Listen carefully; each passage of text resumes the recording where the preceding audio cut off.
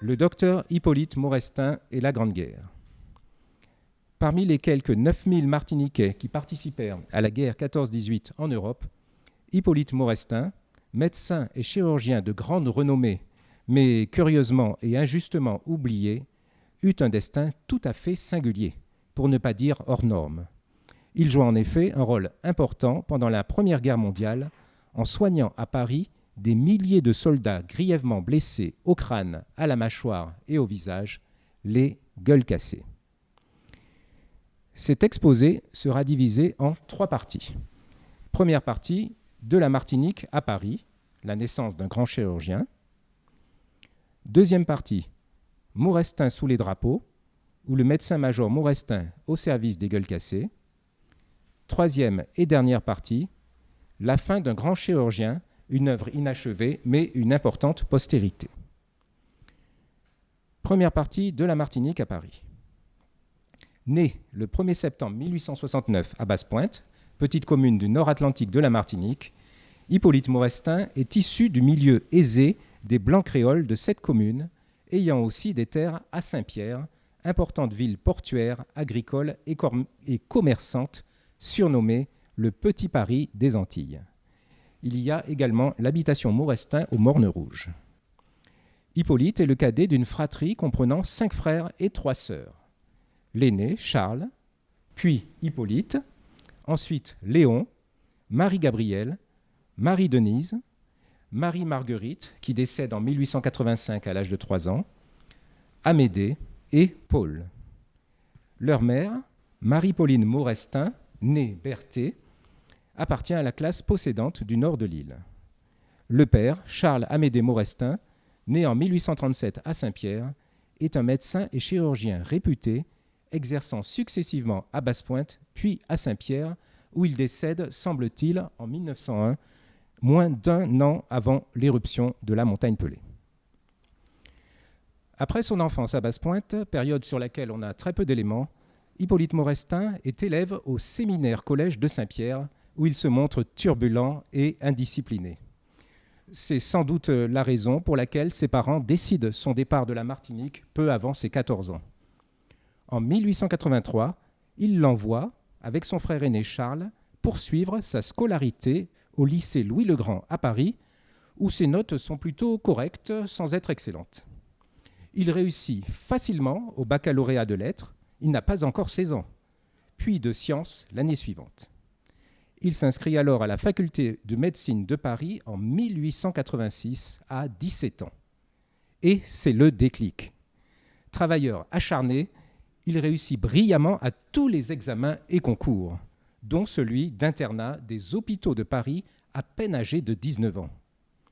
Il exerce successivement à l'hôpital Pitié, Charité, Tenon, Brousset, Necker. Les différents chefs de service de ces hôpitaux, les docteurs Verneuil, Richelot, Reclus, Ledentu, louent à l'unanimité ses qualités professionnelles et son dévouement aux malades, mais déplorent son caractère difficile et peu traitable, notamment avec le personnel hospitalier. Néanmoins, sa réussite et sa précocité sont remarquables. Il est docteur en médecine en 1894 avec sa thèse « Des opérations qui se pratiquent par la voie sacrée » dédiée à son père. Il est chirurgien des hôpitaux de Paris en 1898 à 29 ans et professeur agrégé de chirurgie en 1904. Il est réputé pour sa parfaite connaissance de l'anatomie humaine qu'il enseigne, son incroyable habileté manuelle et les nombreuses opérations qu'il effectue, n'hésitant pas à s'attaquer aux cas les plus difficiles.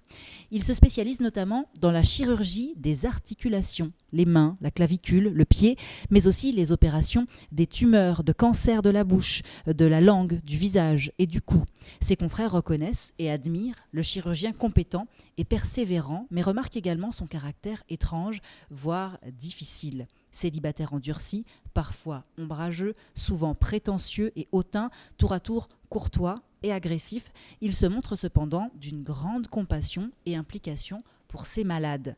Mais un événement dramatique au retentissement mondial va le bouleverser, l'éruption de la montagne Pelée, le 8 mai 1902, qui détruit la ville de Saint-Pierre et tue près de 30 000 personnes. Maurestin, qui se trouve alors à Paris, perd presque tous ses biens familiaux, mais aussi de nombreux parents. Son grand ami, le docteur Henri Bouquet, témoigne, ouvrez les guillemets, « Maurestin est un sombre, un inquiet, je crois. En tout cas, il est souvent très désagréable, même pour un vieil ami.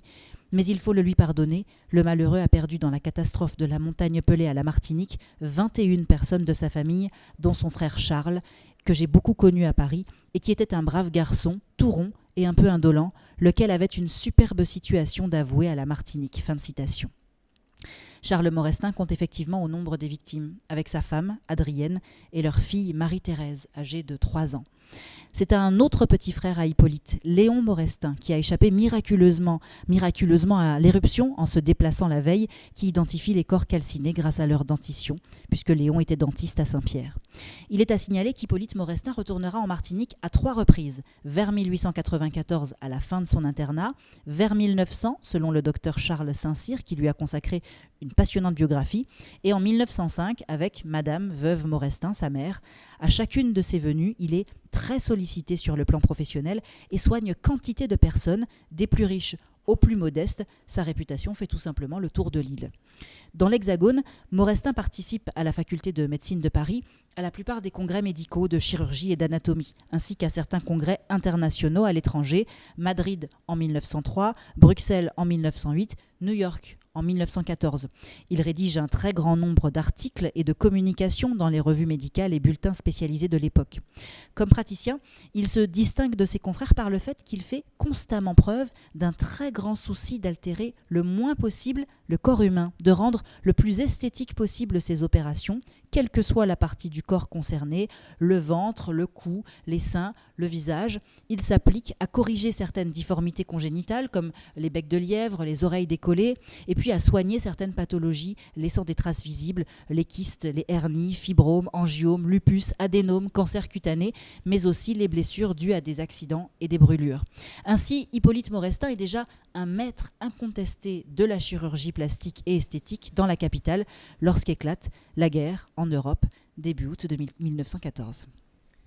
Deuxième partie, Maurestin sous les drapeaux, au service des gueules cassées. Sur son dossier militaire martiniquais, c'est-à-dire ses états signalétiques et des services dans l'île en 1889. Maurestin est alors âgé de 20 ans. Sur ce document, il indique, outre son état civil, qu'il a été convoqué cette année-là par le conseil de révision du canton de Basse-Pointe, mais qu'il ne s'est pas présenté, d'où la mention « bon absent », ce qui s'explique par le fait qu'il était étudiant en médecine à Paris. Ce dossier comporte aussi une mention manuscrite dégagé de toute obligation militaire le 1er octobre 1916.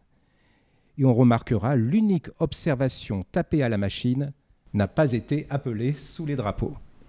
Donc, selon toute vraisemblance, Hippolyte Maurestin n'a pas fait son service militaire en Martinique.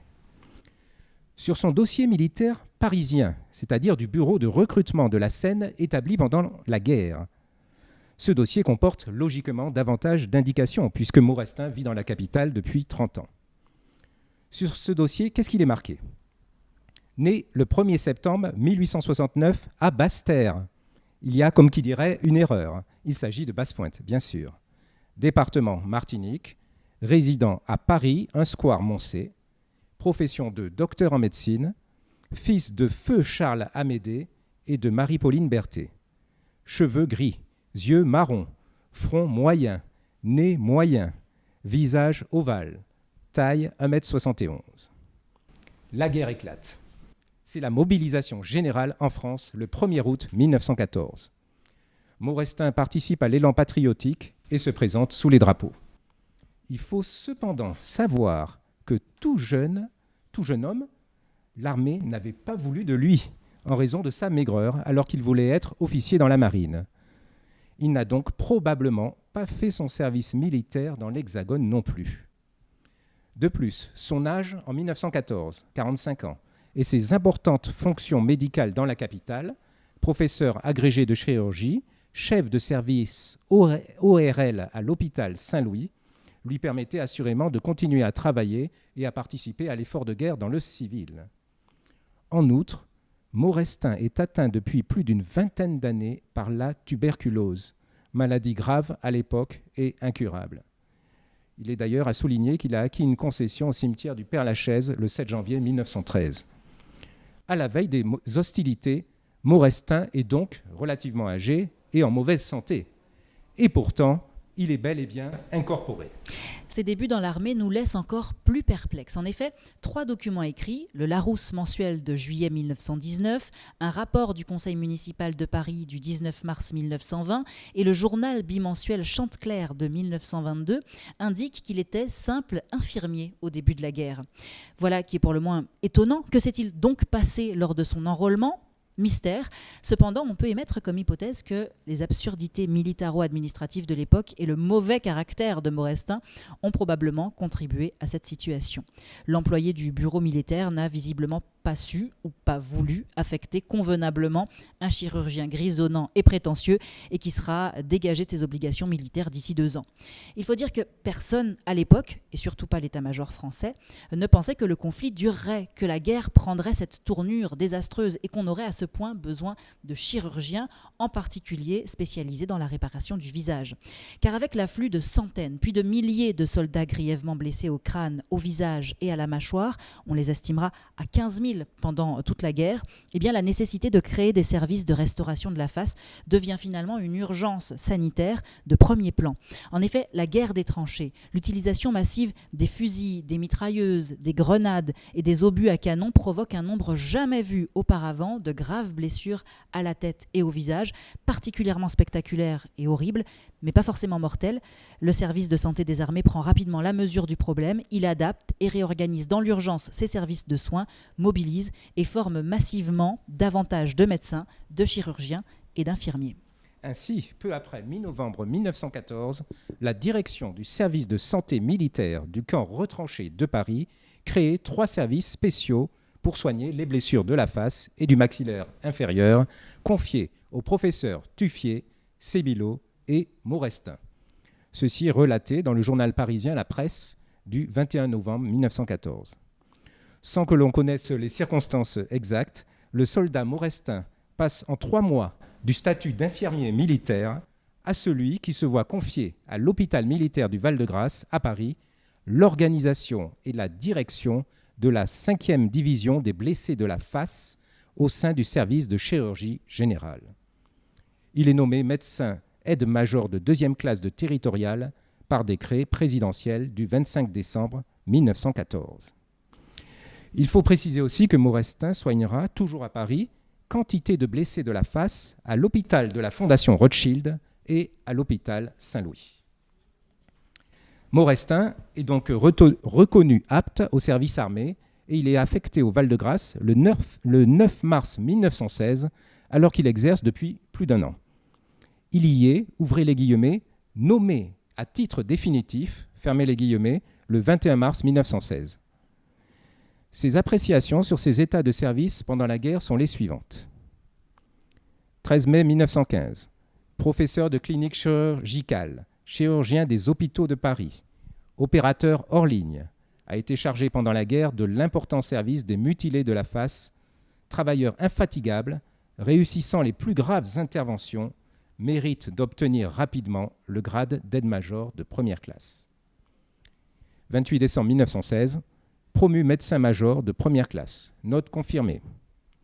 1er décembre 1917, chirurgien de la plus haute valeur, a pratiqué un nombre considérable de restaurations de la face avec un succès remarquable, d'une réputation mondiale méritée, est toujours digne des plus grands éloges. 18 novembre 1918, soit une semaine après l'armistice du 11 novembre, chirurgien de grande valeur, spécialisé dans les blessures de la face, a fait faire de grands progrès à cette spécialité chirurgicale. Fermez les guillemets. Pendant plus de 4 ans, Maurestin se donne en effet sans compter à expérimenter, améliorer les opérations de reconstruction des visages des soldats blessés, devenant une véritable célébrité dans le milieu médical et au-delà. Les revues spécialisées et la presse grand public relatent son travail qui est encensé et suscite l'admiration. Prodige de restauration faciale et crânienne, sculpteur de chair humaine, ou encore bienfaits et miracles de la chirurgie réparatrice, merveilleuse restauration de la face peut-on lire dans les différents journaux parisiens de l'époque. Il y a au Val-de-Grâce un service unique au monde. Eh bien, ce service qui mérite à Maurestin l'admiration universelle est celui des défigurés, de ceux qui n'ont plus de nez, plus de bouche, dont la face n'est qu'un trou sous les yeux. Là, on refait des traits, on refigure, on rend un visage à celui qui serait condamné à la cagoule, écrit en 1915 l'écrivain et critique d'art Joséphin Péladan. Dans le journal des débats politiques et littéraires du 8 août 1915, on peut lire un autre article tout aussi dithyrambique d'un dénommé E. Cristini. Je cite « À l'hôpital Saint-Louis, comme à l'hôpital Rothschild, on ne compte plus le nombre de blessés auxquels le merveilleux praticien a refait une partie du visage. Je sais maintenant que les médecins Maurestin et Tuffier ont ajouté à l'histoire de la chirurgie esthétique le plus prestigieux et le plus émouvant des chapitres. » Fin de citation. Le fidèle ami et confrère, le docteur Henri Bouquet, né en 1867, décédé en 1943, dans ses Souvenirs et Journal de la vie médicale, écrit au sujet de Maurestin en 1916 « Actuellement, il a un service de chirurgie spéciale de la face au Val-de-Grâce. J'écris ces notes pendant la guerre européenne au début de 1916. Il y réalise de véritables merveilles car il cisèle avec un goût parfait cette chirurgie esthétique que personne à l'heure présente n'est capable de faire comme lui. » Fin de citation. Maurestin rédige et communique ses méthodes opératoires et résultats à la Société de chirurgie et à l'Académie de médecine, présentant des photos et faisant parfois venir des soldats blessés devant une assistance impressionnée et admirative qui le couvre d'applaudissements. Il devient un véritable expert en greffes cartilagineuses et adipeuses, ayant soin auparavant de pratiquer des autoplasties qu'il dénomme autoplastie en jeu de patience, reconstitution minutieuse des chairs altérées. De la patience et de la persévérance, il en a. Il s'occupe parfois même d'une même personne pendant plusieurs années. Dans un domaine qui, au début du XXe siècle, n'en est qu'à ses balbutiements, il passe d'un statut de pionnier à celui de maître de la chirurgie crânio-maxillofaciale, ce qui lui vaudra le surnom posthume et amplement mérité de chirurgien des gueules cassées ou encore de père des gueules cassées. Ces soldats horriblement défigurés qu'on appelle les mutilés de la face, les mutilés faciaux, les blessés faciaux ou encore les grands blessés de la face se dénomment familièrement entre eux les baveux, les blessés de la trogne. Le terme gueule cassée, lui, n'apparaîtra qu'en 1921. Beaucoup de ces blessés, parfois abandonnés par leur famille, meurtris dans leur chair et leur âme, lui vouent une profonde reconnaissance, parfois un véritable culte. Certains patients du Val-de-Grâce créent dans l'hôpital militaire leur revue, la Greffe Générale, organe des blessés de la face, c'est son nom, dont la devise est « Rire quand même ». Eh bien, le premier numéro du 15 décembre 1917 porte la dédicace suivante. À celui dont la science et le dévouement nous ont rendu l'espoir, nous dédions respectueusement ce numéro, première manifestation de notre gaieté retrouvée. Fin de citation. Il s'agit bien évidemment du docteur Maurestin. Le deuxième numéro du 15 janvier 1918 est dédié quant à lui au digne collaborateur de monsieur le professeur Maurestin. À signaler que notre éminent docteur soignera un soldat sans doute asiatique ou malgache, le capitaine Doyo, D-O-I-O, blessé en 1916 avec la mâchoire inférieure fracassée. Le professeur Maurestin lui dit « Mon cher enfant, maintenant que vous avez servi la France et que vous êtes tombé blessé, rentrez chez vous. Le gouvernement vous saura gré de ce que vous avez fait. » « Non, dit le capitaine, tant qu'il existera encore une goutte de sang dans mes veines, je le donnerai pour la France. » Le capitaine Doyo retournera au combat et se fera tuer à Dompierre, en Normandie, en se portant volontaire pour un assaut sur une position difficile. Ce fait est relaté dans les années 20 dans le journal L'Aurore malgache. Maurestin s'occupera également d'un futur grand mathématicien, le professeur Gaston Julia. Celui-ci est blessé le 25 janvier 1915 sur le chemin des Dames, près de Craonne, par un coup de feu à bout portant qui lui fracasse la mâchoire et lui arrache une partie du visage, dont le nez. Une semaine plus tard, il est pris en charge au Val-de-Grâce, où Maurestin s'efforcera jusqu'en 1918 de réparer son visage en effectuant 27 opérations, dont de nombreuses greffes de cartilage, souvent douloureuses, mais qui devaient lui permettre de respirer par le nez. Fait rare, Maurestin autorisera Gaston Julia à demeurer à l'école normale juste à côté afin qu'il puisse reprendre ses études et travaux en janvier 1916. mais il devait venir tous les jours au Val-de-Grâce se faire soigner. Gaston Juliat sera docteur ès sciences mathématiques en 1917. Il deviendra maître de conférences à l'École normale, puis à la Sorbonne, et professeur titulaire en 1920, avant d'entrer à l'Académie des sciences en 1934 à l'âge de 40 ans. Sur le plan privé, il se marie le 29 décembre 1917 avec l'une de ses infirmières de l'hôpital, mais qui est aussi pianiste, Marianne Chausson, troisième fille du compositeur connu de musique classique Ernest Chausson. Gaston Juliat, qui joue du violon depuis son enfance, et son épouse Marianne auront 6 enfants, tous des garçons.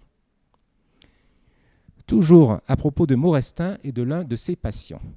Le docteur Albert Mouchet, chef du service de chirurgie infantile de l'hôpital Saint-Louis, écrit en 1919 : « Je le vois encore nous montrant à la société de chirurgie un aveugle auquel il avait refait une face séduisante. Il nous annonçait avec joie que ce blessé venait de se marier, et le sourire de satisfaction qui illumina les traits du jeune époux nous émut tous profondément. Ce sourire était pour Maurestin la plus belle récompense. » Fin de citation. Malgré son état de santé, Maurestin se déplace également non loin des zones de combat.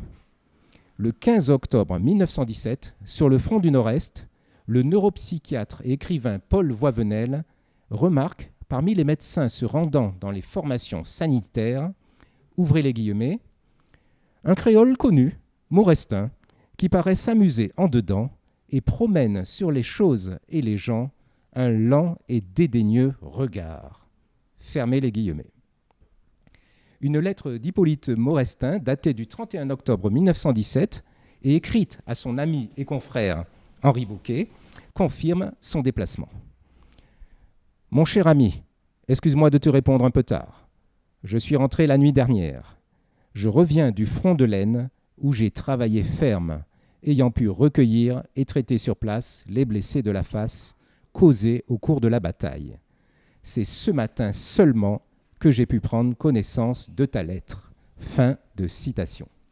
Dans l'ouvrage collectif Science et dévouement, publié en 1917, Maurestin écrit un article « Les blessures de la face », remarquable synthèse de son travail sur ses patients, dans lequel il décrit les différents types de blessures et les soins qu'il leur prodigue.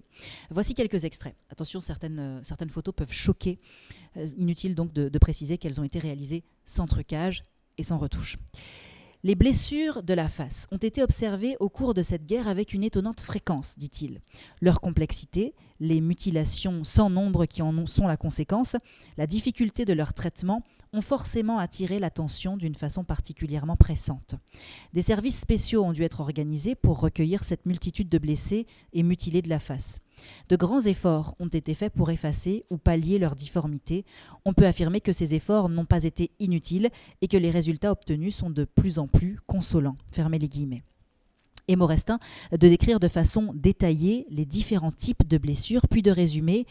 On entrevoit, d'après ce cours exposé, toutes les misères des mutilés de la face, et nous n'avons pas parlé des aveugles, ni de ces infortunés dont les 2 mâchoires ont été simultanément fracassées, de ceux dont toute la mâchoire inférieure a été enlevée avec les parties molles ambiantes, ni de ceux dont le massif maxillaire supérieur et le nez n'existent plus, pauvres êtres misérables, dignes d'une pitié sans borne. Si effrayantes que soient au premier abord les plaies mutilantes de la face avec leur aspect hideux, les abondantes hémorragies qu'elles provoquent, les troubles de la respiration, de la déglutition qui en sont très souvent et fâcheusement les conséquences immédiates, leur pronostic est rarement mortel. Peu de ces blessés succombent. Fin de citation. Puis il récapitule les différents procédés de réparation des blessures. Réduction graduelle des cicatrices par autoplastie en jeu de patience, greffe et transplantation, recours aux prothèses, et Maurestin de conclure avec optimisme, je cite, « La plupart des dégâts sont réparables. Quand ils ne le sont pas entièrement, la situation du mutilé est presque toujours susceptible d'être améliorée, la chirurgie aidant, la prothèse aussi, dans une proportion considérable. Beaucoup de nos grands blessés ont pu rentrer dans l'armée active, d'autres continuent de servir comme auxiliaires. Parmi les plus atteints, il n'en est guère que l'on n'ait pas pu rendre à la société, au travail, à qui l'on n'ait pas assuré une existence acceptable. » Docteur Hippolyte Maurestin, professeur agrégé à la faculté, chirurgien de l'hôpital Saint-Louis. Dans son ouvrage « Les enseignements chirurgicaux de la Grande Guerre, front occidental », publié en 1919, le professeur Edmond Delorme, médecin et chirurgien français, médecin inspecteur de l'armée et président de l'Académie de médecine, écrit au sujet de notre éminent docteur. Les blessures de la face bénéficient de la méthode de transplant cartilagineux et graisseux. M. Maurestin, par un nombre considérable d'observations, en affirme la valeur. M. Maurestin décrit et surtout montre un ensemble imposant de blessés auxquels il a appliqué la méthode de restauration de la face qu'il a faite sienne et dont il tire un si prestigieux parti. Les applaudissements nourris dont il a été l'objet sont le plus beau témoignage de la valeur de ces procédés comme l'une de ses plus belles récompenses. Fin de citation. Pour l'extraordinaire travail accompli, le médecin aide-major de 2e classe Maurestin du gouvernement militaire de Paris est nommé chevalier de la Légion d'honneur le 27 avril 1915. Le 30 décembre 1918, alors qu'il est médecin-major de 1re classe depuis 2 ans, il est promu au grade d'officier de la Légion d'honneur.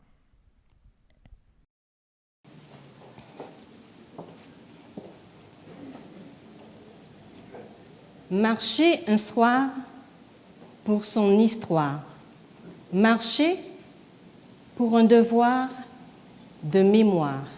Marcher sans les siens pour un meilleur lendemain. Marcher vers les cruels déconvenus de l'enfer. Marcher dans la boue, le dégoût de la terre. Marcher à tort à travers la mort. Tel était le sort de ces hommes dans les profondeurs de l'horreur de la guerre. Dans la nuit, les éclats de rire, malgré la belligérance partant d'accalmie, se sont évanouis. Dans la nuit, les éclats de tir et les éclairs déchiraient le ciel, infligeant le feu d'artifice d'une défaite.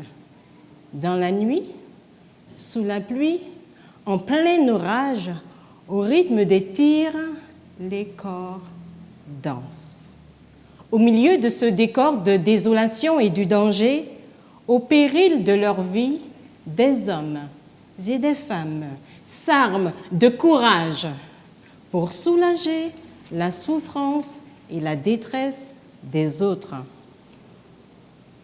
Pour le meilleur et maintenant pour le pire, face à des gueules cassées.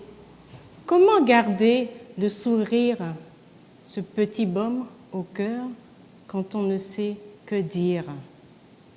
Dans les champs, à perte de vue, à l'aube, dans le silence, une blancheur accroît. Dans les champs à perte de vue, à la rosée du matin, pousse une multitude de croix. La tragédie des destins et ses stigmates. Il est aujourd'hui une tragédie. Il est une douleur aussi grande, celle de l'oubli, du jour férié, de la fin des hostilités, sans effleurer les esprits. L'estime indigne des hommes de l'au-delà, tombés au combat. Les oubliés de notre passé. Un soldat s'est écroulé son journal à la main. Un soldat s'est écroulé et son cœur s'ouvre. Le journal d'un soldat, l'enfer de cette guerre sur cette terre. Merci.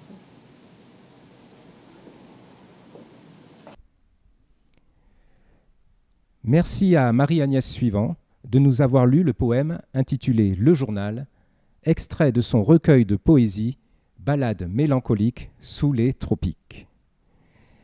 Et maintenant, nous allons passer à la troisième et dernière partie. Troisième partie, la fin d'un grand chirurgien, une œuvre inachevée, mais une importante postérité. Après l'armistice du 11 novembre 1918, Maurestin n'est pas démobilisé. Continuant inlassablement à prodiguer des soins à ses patients, il est sollicité par Georges Clemenceau, président du Conseil. Le père de la Victoire, par l'intermédiaire du gouverneur militaire de Paris, lui demande de choisir 5 mutilés de la face qui devront être présents au traité de paix de Versailles, afin de mettre l'Allemagne vaincue face à ses responsabilités dans cette guerre. Maurestin s'acquitte de sa tâche au Val-de-Grâce, où 200 mutilés du visage s'y trouvent encore en traitement. Ouvrez les guillemets. Son choix se porte sur l'un des plus anciens blessés de son service, hospitalisé depuis plus de 4 années, Albert Jugon, mobilisé en août 1914 dans le 1er régiment d'infanterie coloniale, blessé en Argonne au début de la guerre. La moitié de son visage et de sa gorge avait été emportée par un éclat d'obus. Étant l'un des premiers blessés maxillofaciaux à être admis dans le service du Val-de-Grâce, Jugon connaissait ses frères de souffrance. Le médecin le chargea donc de compléter la délégation destinée à assister aux cérémonies de signature. Il désigna alors 4 autres gueules cassées que l'on retrouve sur le document. De gauche à droite, Eugène Hébert, Henri Agoguet, Pierre Richard et André Cavalier. Tous fantassins appartenant le plus souvent à des unités de choc. Ceci est un extrait de l'exposition en ligne « Les gueules cassées » de la Bibliothèque interuniversitaire de médecine Paris-Descartes. Malheureusement, entre-temps, l'épidémie de grippe espagnole, qui commence à faire des ravages en Europe et dans le monde avant la fin de la guerre, a atteint Paris. Et Maurestin fait partie des dizaines de milliers de victimes qui sont affectées dans la capitale par la peste grippale, qu'on appelle aussi la peste pulmonaire. Le 12 février 1919, il succombe à son domicile, 1 square Moncey, dans le 9e arrondissement de Paris. Il n'a pas 50 ans. C'est la consternation chez ses patients et dans son équipe médicale. Le bulletin de l'hôpital militaire du Val-de-Grâce, établi par l'officier d'administration principal gestionnaire, écrit dans la colonne « Désignation de la maladie », pneumonie. Maurestin a donc été mobilisé sous les drapeaux jusqu'à son dernier souffle. Dans son feuillet du personnel au service de santé, il est écrit dans la rubrique « Campagne », je cite, contre l'Allemagne, du 28 décembre 1914 au 12 février 1919. Dans les jours qui suivent son décès, les revues médicales lui rendent de vibrants hommages, ainsi que plusieurs journaux de l'époque. Les obsèques et l'inhumation ont lieu le 15 février à midi à la chapelle du Val-de-Grâce. Un émouvant et impressionnant cortège, composé notamment d'infirmières et de soldats défigurés, dont beaucoup en pleurs, accompagne son cercueil jusqu'au cimetière du Père-Lachaise. Maurestin meurt donc 3 mois après l'armistice du 11 novembre 1918, marquant la cessation définitive des hostilités et la reddition de l'Allemagne, et 4 mois avant la signature du traité de Versailles du 28 juin 1919, mettant fin officiellement à la guerre. Maurestin disparu, son œuvre a cependant un prolongement immédiat avec la présence de la délégation des 5 mutilés de la face à Versailles. Maurestin n'aura pas non plus l'occasion d'assister au fameux défilé de la victoire du 14 juillet 1919, sans doute le plus important défilé militaire de l'histoire française, auquel assistent 1 million de personnes et auquel participent en tête de cortège 1 millier de mutilés de guerre et certainement plusieurs mutilés faciaux. La postérité du médecin-major Maurestin ne s'arrête pas là. 3 de ses patients du Val-de-Grâce seront les fondateurs de l'Union des blessés de la face et de la tête, les gueules cassées, en 1921. Émile Picot, député de la Gironde qui en sera le premier président, Bien-Aimé Jourdain, le premier secrétaire général, et Albert Jugon, qui faisait partie de la délégation des grands blessés de la face à Versailles. Cette association d'entraide, de secours et d'accueil aux mutilés faciaux existe toujours et finance notamment des projets de recherche médicale. Enfin, et surtout, si Maurestin mérite d'entrer dans la postérité, c'est parce que ses nombreux travaux, procédés et méthodes opératoires feront faire un pas de géant à la chirurgie réparatrice et reconstructrice du visage. Elles poseront les bases de la chirurgie esthétique moderne que ses élèves et collaborateurs et d'autres médecins de France et d'ailleurs reprendront. En 1926, le docteur Thibault, dans son article « La lutte contre les rides », paru dans le journal Les Dimanches de la Femme, écrit « La chirurgie esthétique est née de la guerre. C'est à l'école du professeur Maurestin qu'elle se forma. Son but n'était d'abord que de réparer les pauvres blessés de la face. Quelques élèves de Maurestin élargirent leur domaine et mirent au service de la beauté les leçons qu'ils avaient reçues de leur maître. Plus près de chez nous, le professeur français d'origine corse Laurent Lantieri, chirurgien plasticien de renommée mondiale et premier chirurgien à avoir effectué une greffe totale du visage en France, c'était en 2010, donne une conférence à Paris en 2013 sur la chirurgie de la face hier, aujourd'hui et demain. Voici ce qu'il nous dit. Et puis est arrivée la Première Guerre mondiale où il y a eu toutes ces gueules cassées qui étaient sur l'ensemble du territoire français et en Allemagne, mais beaucoup en France. Et c'est Hippolyte Maurestin, un personnage qui a été oublié par la suite, qui à l'hôpital du Val-de-Grâce a fait toutes ces reconstructions. Si vous allez au Val-de-Grâce, vous verrez tous ces dessins, ces moulages qu'il a fait à l'époque. Et déjà, il faisait des reconstructions tout à fait remarquables. Il a fait un nombre de publications absolument incroyables. Ces techniques sont toujours utilisées en chirurgie plastique dans les excisions itératives.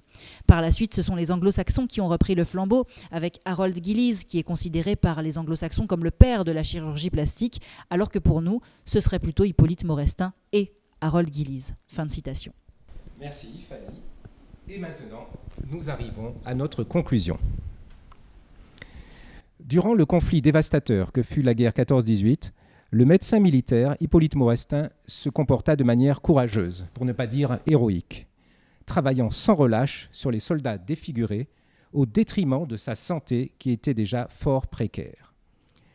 Plus de 100 ans après ces événements, cette guerre nous paraît lointaine, injustifiée, monstrueuse et absurde, de même que les notions de patriotisme, d'impôt du sang et de sacrifice semblent désuètes ou d'un autre temps. Il est tellement commode de juger les événements du passé avec les critères du présent. Il n'en reste pas moins que Maurestin et tant d'autres nous donnent un admirable et émouvant exemple d'abnégation. Au cœur de cette folie meurtrière et des millions de vies sacrifiées, Hippolyte Maurestin et des dizaines de milliers de personnes du corps médical soulagèrent du mieux qu'ils purent la détresse d'innombrables blessés qui avaient brutalement et cruellement perdu une partie de leur humanité. C'est pourquoi, en cette période de commémoration de l'armistice, et en raison du rôle de premier plan qu'il a joué dans les soins prodigués aux blessés, le médecin-major de première classe Hippolyte Maurestin mérite assurément qu'on lui redonne sa juste place dans la mémoire collective et dans l'Hexagone. Fanny Marceau et moi, nous vous remercions de votre attention. J'adresse mes remerciements pour leur précieuse contribution à mes recherches sur Maurestin à Monsieur Jean-François Vincent, conservateur général de bibliothèque, directeur de la Bibliothèque interuniversitaire de médecine Paris-Descartes, à Monsieur Jérôme Van Vigeland, conservateur en chef de bibliothèque, directeur de la Bibliothèque de l'Académie de médecine de Paris, les archives de la ville de Paris, les archives des hôpitaux de l'assistance publique de Paris, en particulier Madame Hélène Servant, conservateur général du patrimoine, la Bibliothèque nationale de France, le service historique de la défense du château de Vincennes, en particulier le lieutenant-colonel Vincent Arbaretier et le major Jean-Charles Signorino. Mes remerciements aussi au capitaine Xavier Tabat, conservateur du musée de l'hôpital du Val-de-Grâce, à Madame Martine Lecuyer, ancienne conservatrice du cimetière du Père-Lachaise, au docteur André Édouard, au docteur Eddy Braffine, au docteur Auguste Dufresneau et à Franz Ventura, ancien directeur des hôpitaux, tous membres de la Société martiniquaise d'histoire de la médecine. Et enfin, à Monsieur Paul Charlery, notaire à la retraite, qui me fit découvrir Hippolyte Maurestin en 2004. Et pour terminer, je dédie cette conférence à Monsieur Georges Montout, ancien journaliste avec qui j'ai eu le privilège de présenter de 2011 à 2017 plusieurs conférences sur la présence de l'eau à Saint-Pierre avant l'éruption, ainsi que des conférences sur Hippolyte Maurestin. Et encore, un grand merci à Fanny Marceau et à Marie-Agnès Suivant pour leur participation.